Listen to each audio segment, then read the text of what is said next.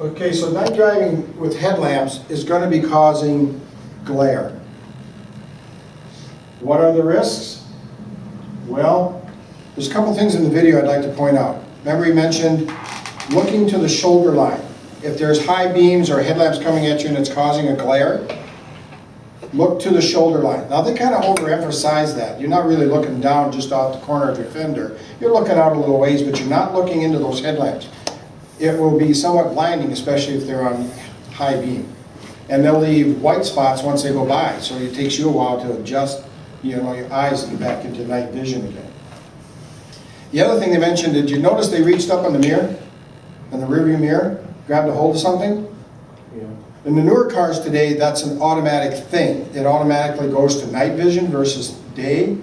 But that was a manual way of, if somebody's coming up behind you and their high beams are on, you could flick that switch depending on where you had the mirror adjusted. If you had it adjusted for day and you flick that switch, it would put it into night and kind of dim them out a little bit to get rid of that glare. That can be distracting. So the risks of driving at night.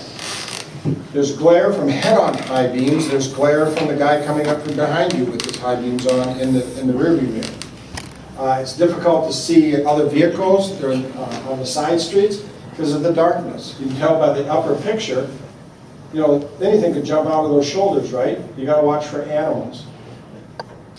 There's a greater chance of oncoming vehicles, especially at night, having an intoxicated driver, a sleepy driver. Don't we all get that way, especially at night? Your vehicle is much more difficult to see. Keep those headlamps on. Now, there is the over-driving your headlamps. Remember they talked about you have to be able to stop within the distance you can see. So looking at this photo, we're driving at night. Notice our headlamps are out so far. Notice the glow-in-the-dark deer. Well, our deer in Minnesota don't glow in the dark. Here's what we really see. So you have to be able to stop within that distance of what your headlamps are. But we don't see, whoops, sorry, wrong way. Wrong way. We don't find glow-in-the-dark deer. So you have to be able to see. Don't overdrive your headlamps. The key thing when we first started the lesson on adverse conditions, what was the two-word key thing that you saw that first came up about how do we eliminate the risk of overdriving our headlamps or driving too fast in adverse conditions? We slow down. Thank you. So, we know that deer's out there? No, we don't. But eventually you'll see that. But don't overdrive your headlights. You got to have that stopping distance. All right, dimming your high beams. There's three numbers you have to remember. We touched on the 500 feet, that when your headlamps have to be able to see, when you can't see something, they have to be able to show you 500 feet ahead. This is showing you passing vehicles. Now, a vehicle is approaching you, and within 1,000 feet, you've got your high beams up. You want to drop those high beams. You want them to drop theirs. Otherwise, you're going to have to be dealing with headlamp glare.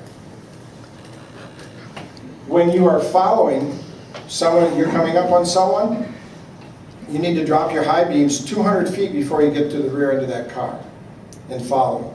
Now, there's the 3-second rule. We expand that a little bit at night, right? Get a little better following distance, but drop it at 200 feet. Here's what's key and interesting if we could get everybody to understand this, because to some, they take this the wrong way. But you approach your vehicle, they have their high beams on, as you can see here. We're approaching.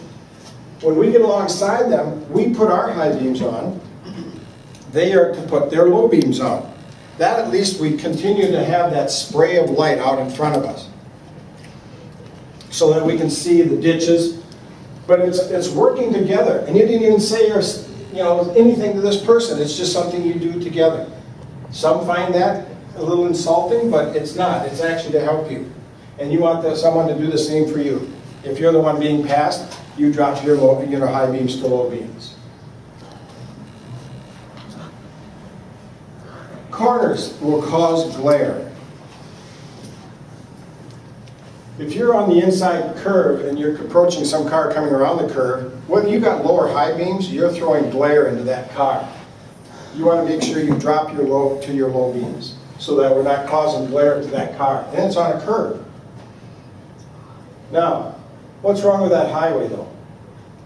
It's a curved highway. It's a curved highway. What's wrong with the markings? A white dash line? Not in Minnesota. What would that be? Double yellow. I like it. Double yellow line most likely. Right. You don't pass on a curve. In daylight or night. Okay? That's just the picture. But on a curve, drop your high beams. How should you respond to someone who doesn't drop their high beams?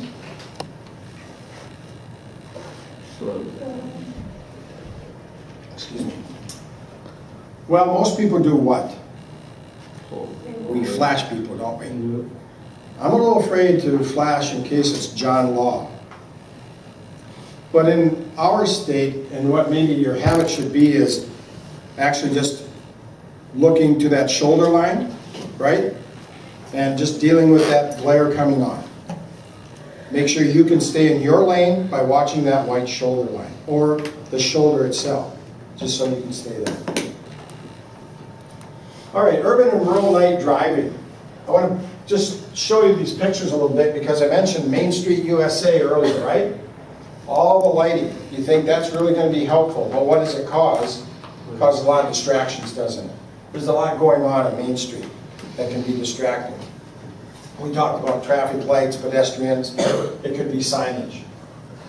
At night, we're dealing with darkness. So let's talk about the risks of driving in the urban areas, Main Street, USA.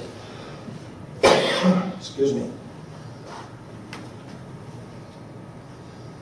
More distractions, more frequently, glare from the traffic, from the street lights. How about, what are the risks of driving at night? What do you think the obvious ones are? Animals. Animals?